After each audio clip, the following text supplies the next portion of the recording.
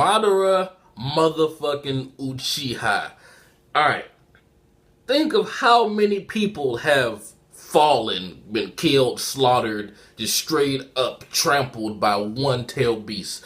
This guy takes a beating, gets thrown around like a fucking pinball by every single one, gets up, gets bitch slapped by the tails of every single one, and only loses an arm? This guy is not fucking human. Uchiha Madara is the true big dick here. He is God, man. And I just love the fact that he says that he's fighting sloppy because he knows he has Hashirama's healing abilities. So this implies that if he really wanted to, he could have tussled and whooped the beast's ass without even getting a single scratch. I would have loved to see that. But when Zetsu brought his Rinnegan back, man, oh my god. He knocked down all of the tail beasts just by staring at them. This Limbo Hengoku, no spoilers by the way, but it's an awesome technique. And it's not really what you think it is. That's all I'm going to say about it. But I just think it's just so badass that the beasts have been hyped up to be like the most powerful entities in the Naruto verse. And Madara Uchiha can knock them down just by staring at them. And need I forget to mention, Shukaku and Gaara went in and sealed this dude with like some OP-ass curse mark pyramid shit.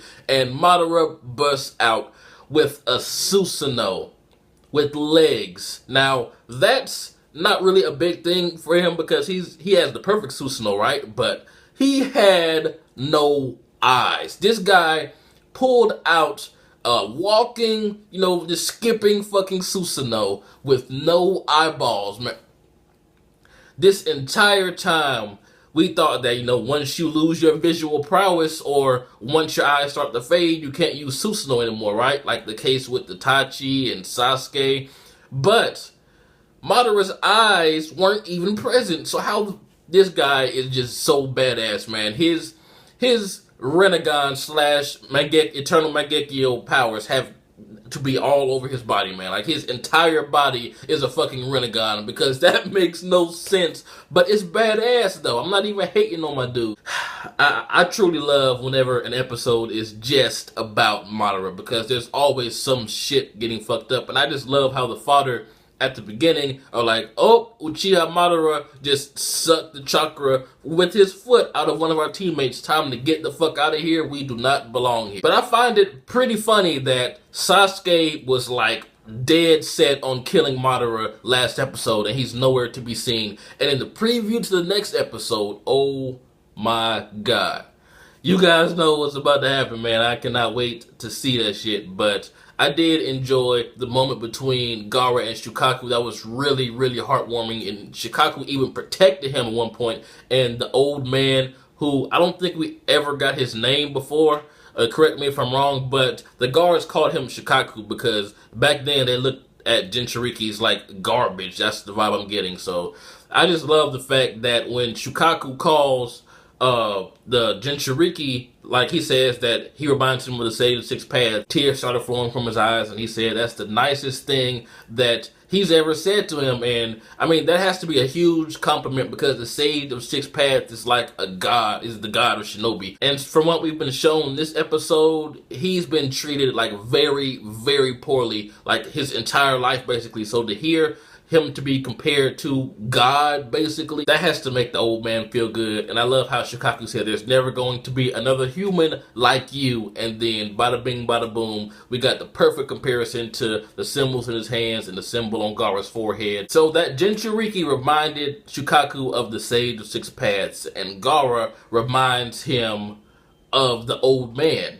So that says a lot. So Gaara is indeed important to him. But I do enjoy that flashback of Shukaku and Gaara when Shukaku says, you better not fall asleep because I'm going to take over your body and kill everybody. That really reminded me of Naruto and Kurama, and just seeing where they came from to where they are now, like best buds, is amazing. I'm glad Gaara and Shukaku are like that now too, but although it seems they're waiting to the worst possible moment to become buddies because Madara is about to suck Shukaku in, and just the fact that he's talking about the beasts like they're fucking dogs, like I'll put you guys on a leash, I'm going to put you guys in a pen, and he actually did put them on literal leashes. I think it's hilarious that Shikaku has some sort of pride issue and rivalry between Kurama, since, you know, he's the first tails, and technically in terms of power, Kurama, since he has the most tails, he's the strongest, and Shikaku ain't taking shit from nobody. He's like, how dare you boss us around, you stupid fox. That shit is hilarious. And I just love Shikaku's pride, man. He's one of my favorite beasts. But Naruto was about to die this episode. He was about to get Kurama sucked right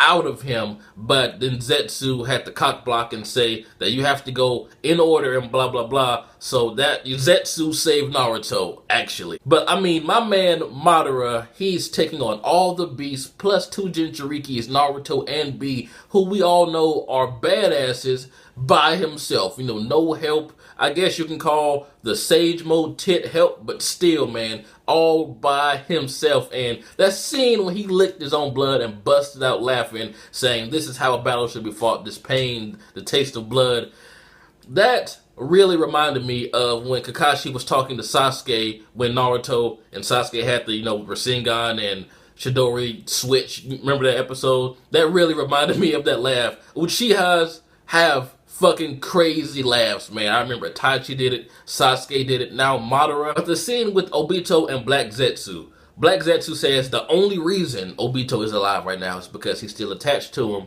And, you know, is it just me, or do you think that Kakashi should just go ahead and stab Obito in the eye? Granted, that may kill him, but, I mean, we've seen people lose eyes all over this anime and they're still alive. So I don't think that Kakashi crushing the eye would kill him. So I think he needs to do it before Madara gets the other one back, because Madara took down every single beast and their Jinchurikis with just one stare, man. One stare. So if he gets the other Rinnegan back, the whole world might as well just get in a fetal position and just await destruction. And if anything, this episode should give you a brand new respect for Hashirama, because Hashirama took down this guy, Uchiha Madara, by himself. You know, no reinforcements from other Senjus, just by himself. Granted, he didn't have the Rinnegan or, you know, a tattoo of his own face on Madara's boob at that time.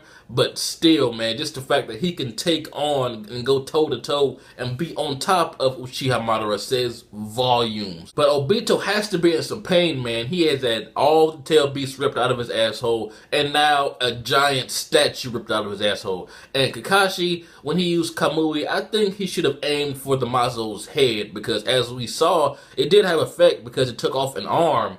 But, I mean, why not go for the head and just kill the entire thing right then? But man, what another delicious episode of Madara Shippuden, man.